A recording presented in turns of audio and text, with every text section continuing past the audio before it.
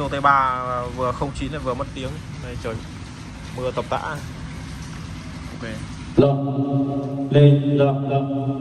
Này khách người ta gửi người ta dán vào đây để lột đi lại còn lau keo vỡ cả mồm. Đấy, chà, đẳng cấp. Dán cái loại này thì thôi rồi. Vét nhẹ về lau. X12, loại này X12 này thợ chuyển qua sửa rất nhiều nha.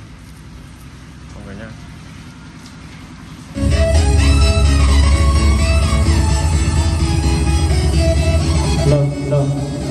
Lên phóng vậy. Mọi thông tin chi tiết về fix sửa các lỗi liên quan đến các model của Siso alo trực tiếp số máy trên tiêu đề video gặp YouTube mọi người nhé. Và những ai chưa đăng ký kênh, chúng ta hãy nhớ đăng ký kênh để theo dõi kênh nhé.